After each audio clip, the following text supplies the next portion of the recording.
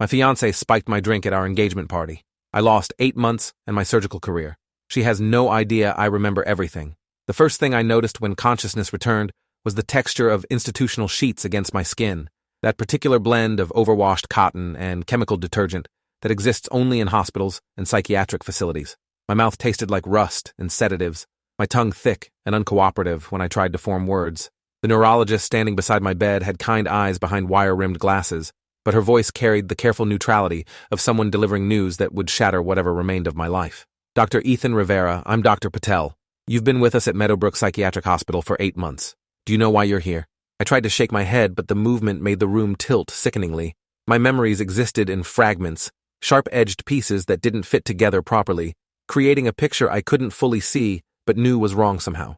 Dr. Patel explained patiently that I'd experienced a severe psychotic break at my engagement party to Dr. Olivia Cross, attacking 3 attendees before collapsing into catatonia that had lasted for months. She used terms like drug-induced psychosis and treatment-resistant symptoms and guarded prognosis, each phrase landing like a physical blow.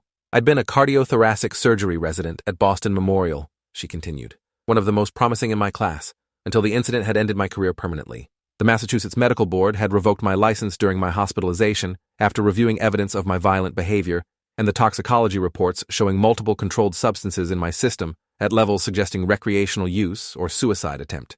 My hands lay motionless on the white sheets, the hands that had performed their first solo valve replacement 3 weeks before the engagement party, now legally prohibited from ever touching a patient again. Olivia visited that afternoon, and watching her walk through the door of my hospital room felt like observing someone I'd known in another life. She looked polished and professional in navy scrubs with her hospital ID clipped to her pocket, her dark hair pulled back in the same neat bun she'd always worn in the operating room. Her face arranged itself into an expression of relief and concern that would have seemed genuine if I hadn't noticed the brief calculation in her eyes before the mask settled into place. Ethan, thank God you're awake. I've been so worried. She took my hand and I felt her fingers against mine, warm and steady, the hands of a surgeon who'd continued working while I'd been trapped in pharmaceutical fog. She talked about how frightening the engagement party had been, how I'd suddenly become violent and incoherent, how she'd called 911 while trying to protect the other guests from my attacks. The story she told didn't match the fragments in my head, but the fragments were so broken and incomplete that I couldn't articulate why her version felt wrong. I remembered champagne, the golden bubbles catching light from the restaurant's chandeliers. I remembered Olivia handing me a fresh glass after I'd finished my first, her smile bright and affectionate as she toasted our future together. I remembered the taste changing subtly, something bitter underneath the expensive sweetness, and thinking maybe they'd switched bottles. Then the memories shattered into disconnected images that Dr. Patel said were typical of drug-induced psychosis, faces distorting into something monstrous, the certainty that everyone at the party was trying to kill me, the need to fight, to escape, to make it stop. Nothing after that until waking in this bed 8 months later with my career and my life destroyed. Olivia explained that she'd stood by me throughout the hospitalization despite advice from colleagues to distance herself professionally. She'd visited twice weekly, sat with me during my catatonic periods, advocated for my treatment with the psychiatric team. Her voice carried the weight of sacrifice and devotion, painting herself as the loyal fiancée who'd refused to abandon her partner during his mental health crisis. She mentioned almost casually that the fellowship position we'd both been competing for had been awarded to her 3 months ago, that she'd been reluctant to accept it given the circumstances, but our program director had insisted someone needed to fill the role. The fellowship was a 2-year position in advanced cardiac surgery techniques at Mass General, the most prestigious training opportunity in the Northeast, guaranteed to launch whoever completed it into the top tier of cardiac surgery. I'd wanted it desperately. We both had. Now it was hers alone, and I was a former surgeon with a revoked license and a psychiatric hospitalization that would follow me forever. She stayed for 90 minutes, talking about her new responsibilities and asking gentle questions about my recovery that I couldn't answer coherently. My thoughts moved like molasses, each sentence requiring enormous effort to construct, my responses delayed by seconds that stretched awkwardly. Olivia's expression stayed sympathetic, but I caught micro-expressions flickering beneath the surface. Impatience, or maybe satisfaction, gone too quickly to identify with certainty. She promised to visit again soon and kissed my forehead before leaving, the gesture tender and performative in equal measure. After she left, I lay staring at the acoustic ceiling tiles and tried to force my damaged mind to remember what had actually happened at the engagement party. The effort produced only more fragments, images that might have been memories or might have been hallucinations, impossible to distinguish with certainty. But underneath the pharmaceutical confusion was a growing conviction that something about Olivia's story was fundamentally wrong. The psychiatric team kept me another 6 weeks for stabilization and cognitive assessment. Dr. Patel explained that the drugs in my system at the engagement party had been a combination of benzodiazepines, dissociatives, and hallucinogens at dangerous concentrations, the kind of mixture that suggested either a suicide attempt or extremely reckless recreational use. I'd insisted from my first coherent moments that I'd never taken drugs recreationally, that someone must have spiked my drink, but the explanation was dismissed as typical denial from patients who'd experienced drug-induced psychosis. The toxicology couldn't determine whether the drugs had been ingested voluntarily or administered without consent, only that they'd been present at levels that would cause severe psychological disturbance. Combined with my violent behavior and the lack of any evidence supporting my drugging claim, the medical and legal consensus was that I'd suffered a mental health crisis, possibly triggered by performance pressure and the stress of upcoming marriage. My parents visited weekly, their faces etched with confusion and grief over what had happened to their son who'd been accepted to MIT at 16 and completed medical school at 24. They'd aged visibly during my hospitalization, my mother's hair now streaked with gray she'd been dyeing before, my father moving with the careful slowness of someone who'd experienced a health scare. They asked careful questions about my mental state and whether I remembered why I'd taken the drugs, their voices carrying the particular pain of parents trying to understand how they'd missed signs of their child's psychological deterioration. I told them repeatedly that I hadn't taken anything voluntarily, that someone had drugged me, but I watched their expressions shift to the worried patience of people humoring a mentally ill relative. The evidence said I'd voluntarily consumed drugs that destroyed my mind and my career, and no amount of my insistence could override toxicology reports and witness statements. Discharge came with restrictions and requirements that formalized my new reality. I couldn't practice medicine, couldn't prescribe medications, needed regular psychiatric follow-up, and had to disclose my hospitalization on any future employment applications. Dr. Patel prescribed maintenance medications for what she called my underlying psychiatric condition, antipsychotics, and mood stabilizers that I'd need to take indefinitely to prevent future episodes. The medications made my thinking even slower, wrapping my cognition in layers of pharmaceutical cotton that muffled emotional responses and cognitive sharpness equally. I moved into my parents' house because I couldn't afford my apartment anymore without my residency stipend, sleeping in my childhood bedroom surrounded by high school debate trophies and college textbooks that belonged to someone who no longer existed. The person I'd been had died at that engagement party. This medicated shadow was all that remained. Olivia maintained contact during the first month after my discharge, calling weekly to check on my recovery and stopping by my parents' house twice for brief visits. She talked about her fellowship work, describing complex surgical procedures with the detailed enthusiasm I remembered from when we'd been equals discussing cases. Her career was accelerating exactly as we'd both planned ours would, except now she traveled that path alone while I collected disability payments and attended outpatient therapy groups. She mentioned during her second visit that she'd started seeing someone casually, a vascular surgery attending named Dr. Marcus Ashford, who worked at the same hospital. She framed it apologetically, saying she'd tried to wait but couldn't put her life on hold indefinitely, that she hoped I understood. I told her I understood because what else could I say, knowing that any emotional reaction would be interpreted as psychiatric instability, requiring increased medication. The fragments of memory from the engagement party haunted me despite the antipsychotics meant to suppress intrusive thoughts. I'd wake at 3 a.m. with images flashing behind my eyes, Olivia's face in the moment she'd handed me the second champagne glass, something in her expression that my drugged mind had initially missed, but my subconscious had recorded. The memory was too incomplete to trust, too tangled with drug-induced hallucinations to present as evidence, but it lodged in my consciousness like a splinter I couldn't extract. I started writing down every fragment I could recall, filling a notebook with disconnected observations that might have been memories or might have been confabulation, my handwriting shaky from the medication tremors. The psychiatrist I saw weekly for follow-up interpreted my obsession with the engagement party as fixation on trauma and gently suggested that accepting what had happened would be healthier than searching for alternative explanations that didn't exist. 3 months after discharge, I stopped taking the antipsychotics. The decision was dangerous and potentially stupid, but the medications had reduced me to a functioning shell, and I needed to think clearly, even if that clarity came with risks. I tapered carefully, reducing doses incrementally to avoid withdrawal, telling no one because admitting medication non-compliance would trigger forced hospitalization. Within 2 weeks, my mind started emerging from the pharmaceutical fog, thoughts becoming sharper and faster, emotions returning with intensity that was painful, but felt more real than the muffled numbness. The memory fragments became clearer without the medication suppressing them, and I started seeing patterns I'd missed while cognitively impaired. The way Olivia had positioned herself near the champagne table during the party, the timing of her bathroom break right before she'd handed me the second glass, the strange taste I'd noticed and dismissed, details that might mean nothing or might mean everything. I called my former MIT roommate, a guy named Julian Park, who now worked as a data security consultant in San Francisco. We'd stayed close after college, and he'd visited twice during my hospitalization, one of the few people who'd treated me like I was still myself rather than a psychiatric patient to be managed. I explained that I needed help accessing security footage from the restaurant where the engagement party had been held, that I suspected someone had drugged me deliberately but had no proof. Julian was quiet for a long moment before asking if I was supposed to be investigating this or if my doctors knew what I was doing. I admitted I'd stopped taking my medications and was pursuing this against medical advice. He said he'd help anyway because he'd known me for a decade and couldn't reconcile the person I'd been with someone who'd voluntarily take drugs that destroyed his career. He asked for the restaurant name and date, said he'd see what he could find.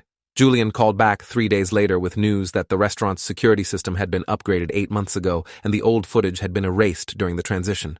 The company that installed the new system might have backup archives, but accessing them would require either a warrant or permission from the restaurant, neither of which I could obtain without evidence justifying the request. The dead end felt crushing until Julian mentioned that several guests had posted photos and videos from the engagement party on social media, and while most had been taken down out of respect after my hospitalization, some might still exist in cached versions or on people's devices.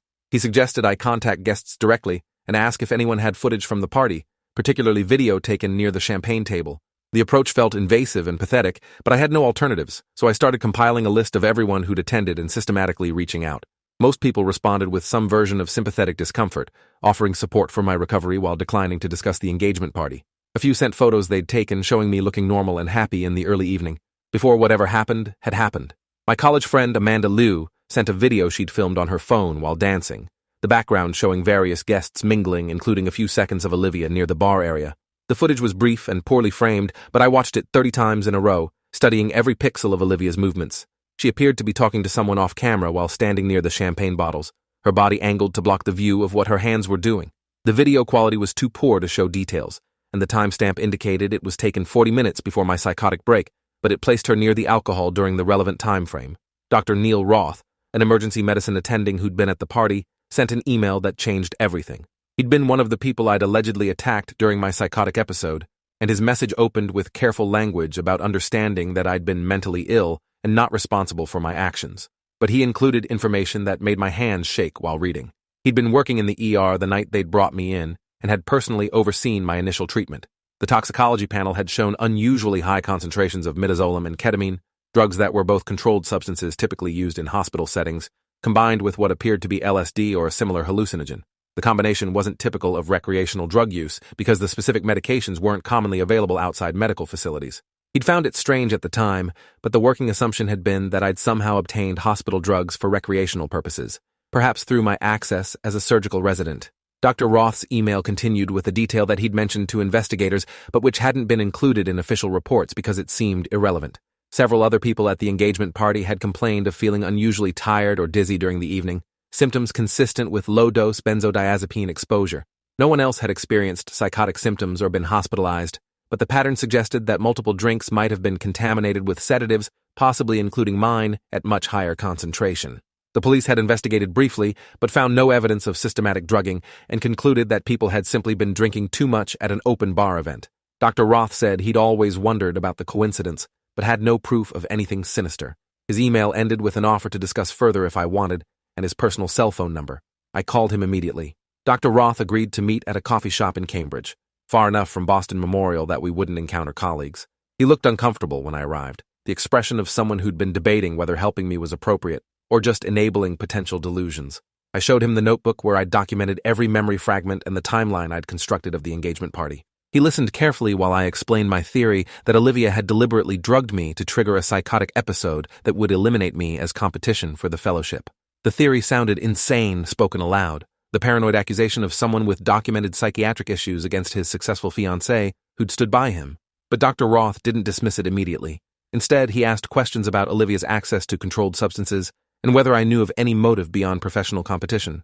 I explained that Olivia and I had been the top 2 candidates for the fellowship, that our relationship had become strained in the months before the engagement party as the selection date approached.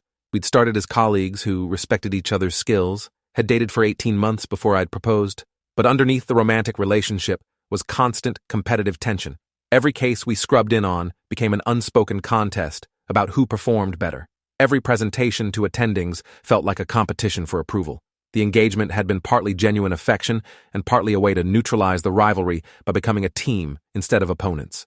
But the fellowship selection process had reignited the competition, because only one person could receive the position, and whoever didn't get it would be left behind professionally. I'd known my surgical skills were slightly better than Olivia's, based on objective assessments and case outcomes. She'd known it too. The fellowship should have been mine. Dr. Roth asked if I had any evidence beyond suspicion and fragmented memories. I showed him the video Amanda had sent with Olivia near the champagne table, admitted it proved nothing definitive, but established opportunity. He studied the footage and then asked a question that changed the direction of everything. Had anyone checked Olivia's controlled substance access records during the time period before the engagement party? Hospital pharmacies tracked every medication dispensed and every provider who accessed controlled substances, creating detailed logs that could show if someone had been taking drugs without proper documentation. If Olivia had stolen the medications used to drug me, there might be records of missing inventory or unusual access patterns during the relevant time frame. The records would require a warrant to access officially, but Dr. Roth said he knew someone in hospital administration who might be willing to review the data informally if approached carefully. The contact was a woman named Grace Wu, who worked in hospital compliance and risk management. Dr. Roth explained my situation carefully, framing it as a request from someone trying to understand what had happened during a psychiatric crisis, rather than a formal investigation. Grace was skeptical initially, pointing out that accessing personnel records without cause violated multiple policies and could cost her job. But Dr. Roth emphasized the unusual toxicology findings and the pattern of other guests feeling ill, suggesting there might be a patient safety issue if someone had been stealing controlled substances. Grace agreed finally to review Olivia's access logs off the record, warning that if she found anything concerning, she'd have to report it through official channels regardless of personal consequences. She said she'd need a few days to pull the records discreetly and would contact Dr. Roth with results. Grace called 5 days later and asked to meet in person. We gathered in Dr. Roth's apartment in Brookline, the three of us sitting around his kitchen table while Grace pulled up files on her laptop. Her expression was troubled in a way that made my pulse accelerate before she'd said anything. The records showed that Olivia had accessed the controlled substance dispensary 11 times in the 2 weeks before the engagement party, significantly more than her usual pattern. Most instances were during evening shifts when fewer people were around to observe. She'd signed out medications for specific patients, but Grace had cross-referenced the patient charts and found that several of the alleged recipients hadn't been prescribed those drugs.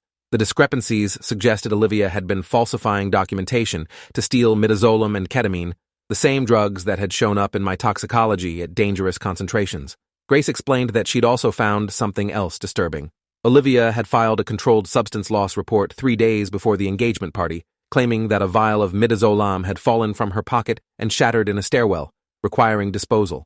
The report had been accepted without investigation, because medication losses happened occasionally, and Olivia's record had been clean prior to that incident. But the timing was suspicious, and the quantity of the lost medication roughly matched what would have been needed to create the concentration found in my system. Grace had compiled everything into a document that she handed to Dr. Roth on a flash drive, her hands shaking slightly. This is enough to trigger a formal investigation by the hospital and probably law enforcement. I'm required to report it to my supervisor, which means it becomes official tomorrow morning.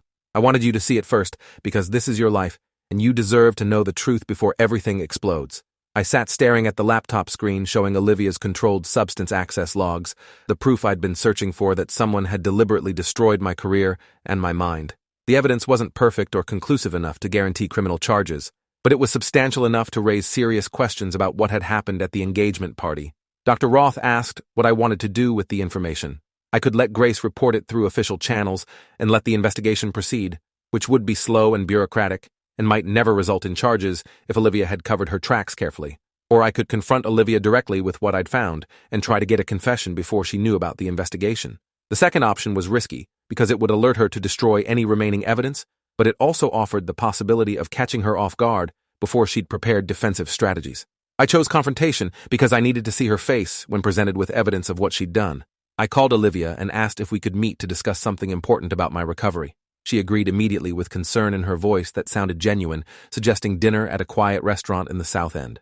I countered by proposing we meet at the apartment she'd rented in Cambridge, claiming I didn't want to risk a public breakdown if the conversation became emotional. She hesitated briefly before agreeing, giving me the address and suggesting Thursday evening. The 3-day wait felt interminable, but gave me time to prepare exactly what I'd say and how I'd approach getting her to admit the truth. Julian helped me purchase a small recording device that looked like a pen, legal to use in Massachusetts with single-party consent. I'd record everything, and if Olivia confessed, I'd have evidence that could support criminal charges. Thursday evening, I stood outside Olivia's apartment building in Cambridge, a renovated brownstone that looked expensive and successful, exactly the kind of place a promising fellowship recipient would rent. My hands were shaking despite the anti-anxiety medication I'd taken, Not from the medications, but from what I was about to attempt. I pressed the buzzer, and Olivia's voice came through the intercom, welcoming me up to the third floor. She opened the door wearing casual clothes, jeans, and a sweater that made her look younger and less threatening than her surgical scrubs did. Her apartment was tastefully decorated with modern furniture and medical textbooks, the home of someone building a successful career. She offered wine, and I declined, saying I couldn't drink with my medications. She poured herself a glass, and we sat in her living room with uncomfortable distance between us on the couch. I started carefully, explaining that I'd been working with a therapist on recovering memories from the engagement party and had remembered some details that troubled me. Olivia's expression stayed sympathetic and attentive, encouraging me to continue.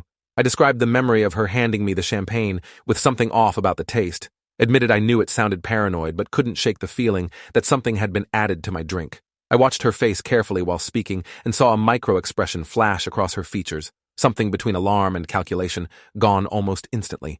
She responded with exactly the right level of concern, saying that trauma sometimes created false memories, and I shouldn't trust everything my mind produced, given the psychotic episode I'd experienced.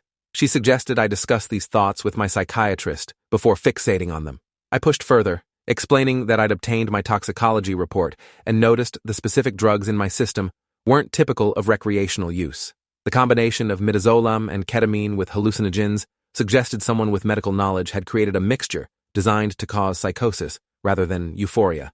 Olivia's body language shifted subtly, her posture becoming more defensive even as her expression stayed concerned. She pointed out that I'd had access to the same medications as a surgical resident and might have taken them during a mental health crisis I wasn't remembering clearly. The suggestion that I'd drugged myself was delivered gently but firmly, redirecting suspicion back toward my psychiatric problems. I felt anger building beneath the surface but kept my voice calm and asked directly whether she'd ever accessed controlled substances without proper documentation. The question landed like a physical blow.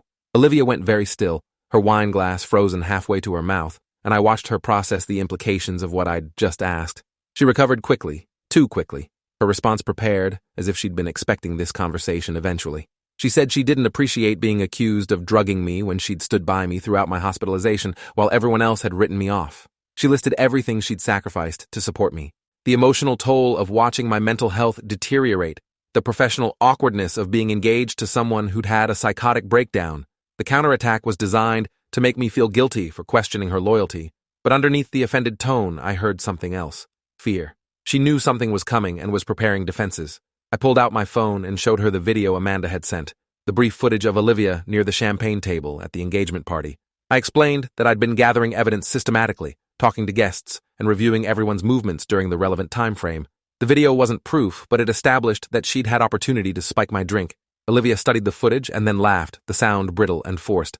She said showing her standing near a bar at her own engagement party proved nothing, except that she'd been getting drinks like everyone else.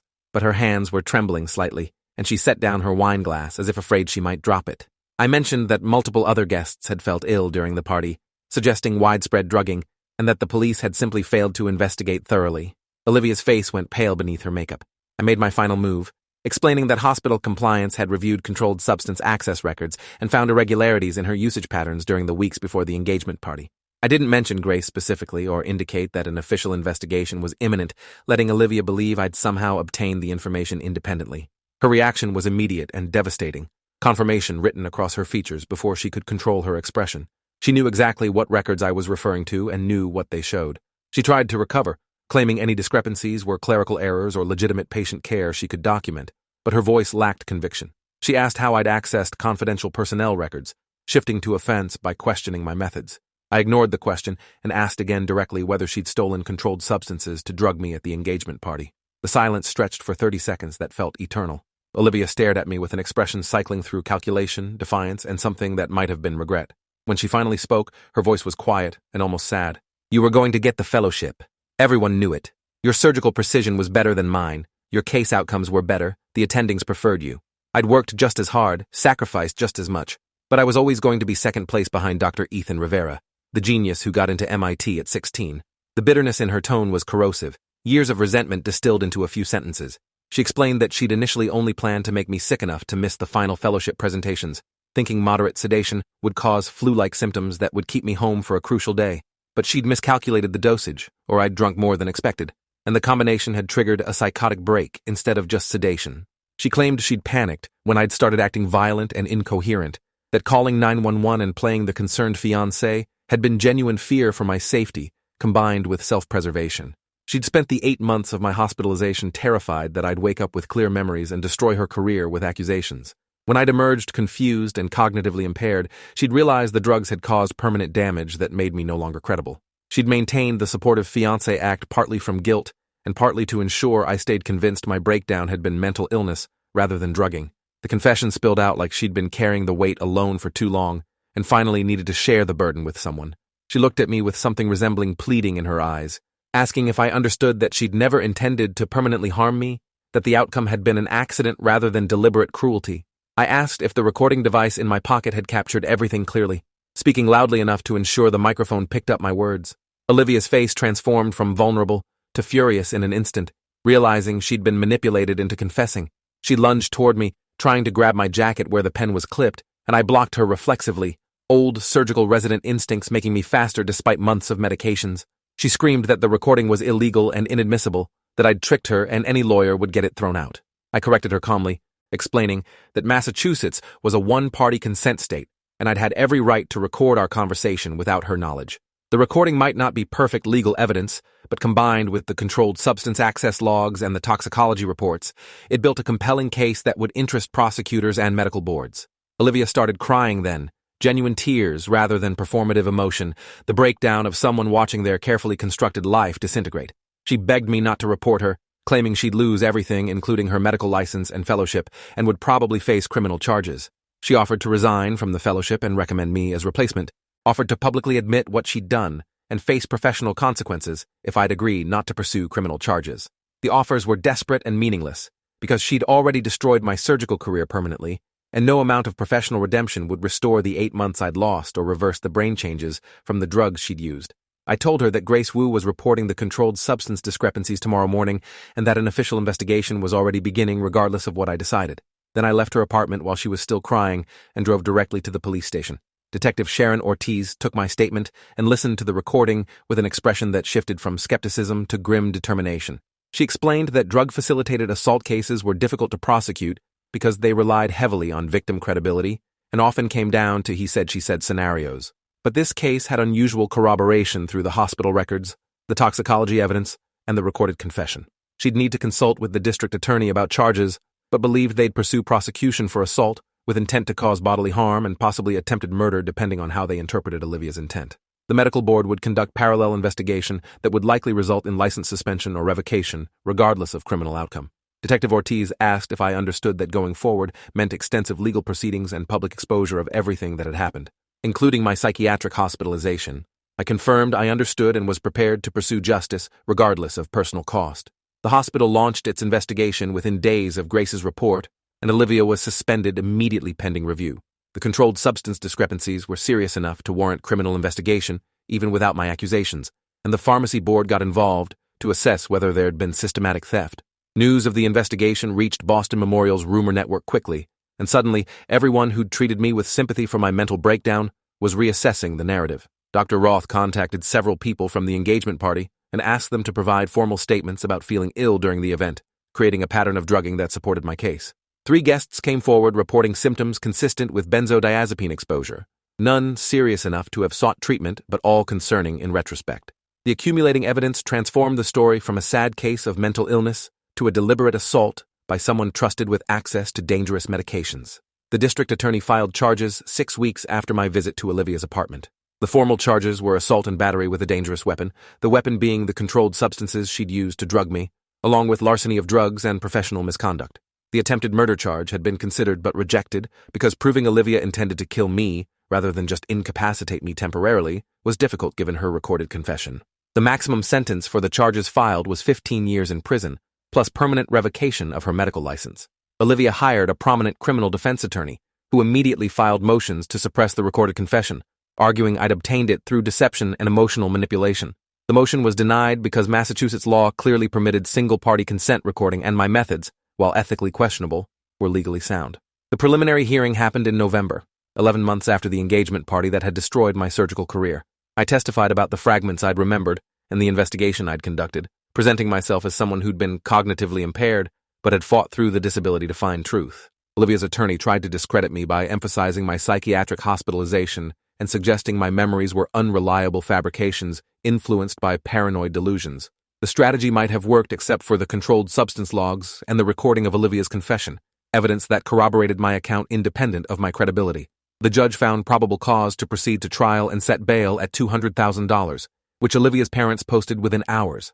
She was released with conditions including surrender of her medical license and prohibition from contacting me or any witnesses. The medical board moved faster than the criminal justice system. They held hearings in December, reviewing the evidence of controlled substance theft and the recorded confession where Olivia admitted to drugging me. The board's jurisdiction was narrower than criminal court, focused specifically on whether Olivia had violated professional standards and posed a danger to patients.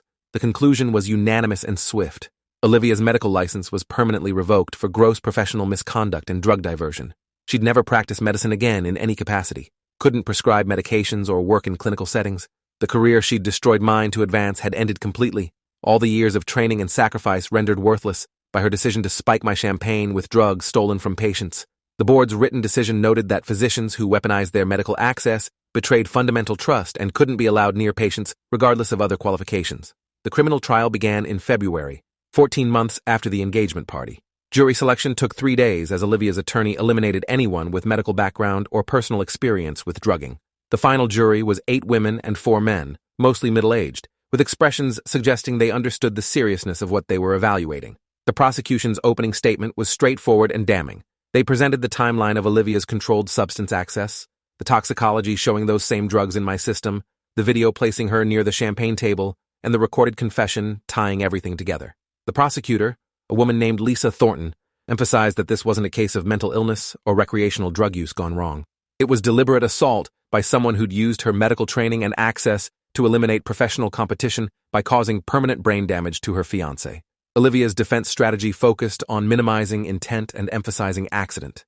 Her attorney, a man named Robert Finch, admitted that Olivia had made terrible choices by stealing medications and drugging me, but argued she'd only intended to make me moderately ill, not to cause permanent damage or life-threatening psychosis. He portrayed her as someone who'd made a desperate mistake under intense pressure, rather than as a calculating would-be murderer. The defense presented character witnesses describing Olivia as a dedicated physician and caring person who'd made one catastrophic error in judgment. Finch argued that prison time would serve no rehabilitative purpose, since Olivia had already lost her medical career and would never have opportunity to harm anyone similarly again. The argument was designed to appeal to jurors' mercy and reduce charges to something less than assault with a dangerous weapon. I testified on the second day of trial, walking through my memories of the engagement party and the 8 months of hospitalization that followed. I described waking up with my career destroyed and being told I'd voluntarily taken drugs I'd never touched, the gaslighting of having everyone, including my doctors, assume I was lying or delusional about being drugged. I explained the cognitive impairment that had made investigating difficult, and the determination that had driven me to find evidence despite being medicated and dismissed. Under cross-examination, Finch tried to suggest that my investigation had been motivated by jealousy over Olivia's fellowship, rather than genuine search for truth. I pointed out that I'd lost my career and 8 months of my life. That jealousy seemed like an inadequate explanation for seeking evidence of what had actually happened. Several jurors nodded in apparent agreement. Dr. Roth testified about the unusual toxicology and the pattern of other guests feeling ill, establishing that multiple people had likely been drugged, even if I'd received the most concentrated dose. Grace Wu explained the controlled substance logs and the discrepancies that had triggered her investigation. The evidence was technical, but she presented it clearly, showing that Olivia had systematically stolen medications over a 2-week period leading up to the engagement party. The pharmacy director testified that the quantities stolen roughly matched what would have been needed to create the concentration found in my system, suggesting premeditation rather than impulsive action. Detective Ortiz testified about interviewing Olivia after I'd brought in the recording, noting that Olivia had initially denied everything before eventually admitting to theft and drugging under pressure of overwhelming evidence. The recording of Olivia's confession played for the jury on day 4 of trial, her voice filling the courtroom as she explained that she'd drugged me because I was going to get the fellowship she wanted. The emotional impact was devastating, even though jurors had already heard descriptions of what she'd said. Hearing Olivia's actual voice admitting she'd stolen drugs to spike my drink, hearing her claim she'd only meant to make me sick rather than cause permanent damage, made the premeditation undeniable. Several jurors looked physically uncomfortable during the playback. Finch objected multiple times, claiming various parts should be redacted but was overruled consistently. When the recording ended, the courtroom was silent except for someone in the gallery crying softly. Olivia testified in her own defense on day 5, probably against Finch's advice but necessary, because she was her only character witness who could explain her mindset. She admitted to everything alleged, but framed it as a moment of desperate weakness rather than calculated cruelty. She described the pressure of the fellowship competition and how living in my shadow had eroded her confidence over years. She claimed she'd been prescribed anti-anxiety medication and had been taking it at higher doses than prescribed, which had impaired her judgment when making the decision to drug me. The explanation felt like a manipulation of the same mental health sympathy I'd been denied during my hospitalization, using psychiatric medication as excuse for behavior she'd carefully planned over 2 weeks. Under cross-examination, Thornton systematically dismantled the impaired judgment defense by showing that Olivia had stolen medications incrementally, filed a false report to cover her tracks, and executed her plan at a crowded public event, all actions requiring clear thinking rather than impaired decision-making. Closing arguments happened on day 6. Thornton walked the jury through every piece of evidence methodically, building a narrative of premeditated assault by someone who'd weaponized her medical access to destroy competition. She emphasized that Olivia had stolen medications meant for patients, drugs that could have saved lives in emergencies, and had used them to cause a psychotic break that permanently damaged my brain and ended my surgical career.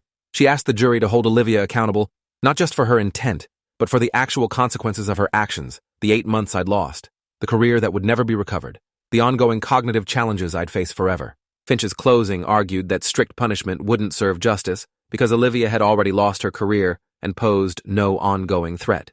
He asked jurors to consider that people could make terrible mistakes without being irredeemable monsters, that Olivia deserved mercy proportional to her intent rather than the unintended consequences. The jury deliberated for 9 hours across 2 days before returning a verdict. Guilty on all counts, including assault and battery with a dangerous weapon, larceny of controlled substances, and filing false reports. The verdict was read by the forewoman in a steady voice that made each guilty pronouncement feel final and irrevocable. Olivia's face was blank when the verdict was announced, like she'd already processed that this outcome was inevitable once all the evidence had been presented. Her parents sobbed in the gallery, but I felt only cold satisfaction, the knowledge that justice had come, even if it couldn't restore what I'd lost. Sentencing was scheduled for 6 weeks later to allow both sides to prepare impact statements and recommendations. The victim impact statement I prepared with Thornton's help detailed everything Olivia's assault had stolen, not just 8 months of unconsciousness, or my surgical career, or my medical license, but my identity as someone who'd spent 18 years training to become a cardiac surgeon. I described the cognitive challenges I still faced, the medications I needed to prevent seizures, the tremor in my hands that made fine motor tasks difficult.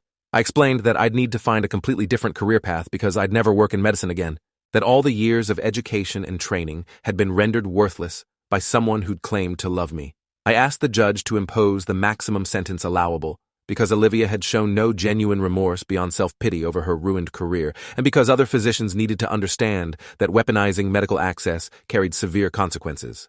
Sentencing happened in April, 16 months after the engagement party. Judge Whitmore had presided over the trial with professional detachment, but his sentencing statement made clear what he thought of Olivia's conduct. He noted that she'd occupied a position of extreme trust and responsibility, that she'd been granted access to dangerous medications, specifically because she was supposed to protect patients, and that she'd betrayed that trust by stealing drugs to assault someone.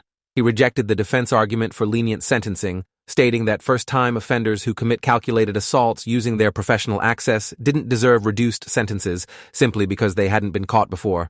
He sentenced Olivia to 12 years in state prison with no possibility of parole before serving at least 8 years. She'd be 38 years old before having any chance at release, and she'd carry a felony conviction and revoked medical license for the rest of her life. Olivia was remanded to custody immediately, led out of the courtroom in handcuffs while her parents screamed that 12 years was excessive for someone who hadn't intended permanent harm. Judge Whitmore's response was measured but firm. Your daughter stole medications from patients and used them to cause a psychotic break that permanently damaged her fiancé's brain and ended his surgical career. 12 years is appropriate for the calculated nature of the offense and the devastating consequences she caused. The courtroom emptied slowly after the sentencing, people filing out with the subdued expressions of those who'd witnessed something simultaneously satisfying and tragic. I stayed sitting in the gallery after everyone left, alone in the empty courtroom, feeling the weight of justice delivered but unable to celebrate because it couldn't undo what had been done. 2 years after the engagement party, I started medical school again. Not as a returning surgical resident, but as someone starting completely over in a different specialty that didn't require the fine motor control cardiac surgery demanded. My hand tremor and cognitive challenges meant I'd never operate again, but I could still practice medicine in fields that relied more on diagnostic thinking than surgical precision. The medical board had restored my license after reviewing evidence that my drug-induced psychosis had been assault rather than voluntary use, acknowledging that I'd been the victim rather than someone with substance abuse problems. Starting over at 28 felt humiliating and surreal, but also gave me purpose beyond anger and loss. Olivia had taken the career I'd planned, but she hadn't destroyed my ability to eventually practice medicine in some form. The path would be longer and harder, but it existed, and every day I studied, every patient I eventually helped, would be proof that her assault had failed to destroy me completely, even if it had changed everything forever. If you enjoyed this, you'll definitely want to see the next ones too. So subscribe now and let me know your take in the comments.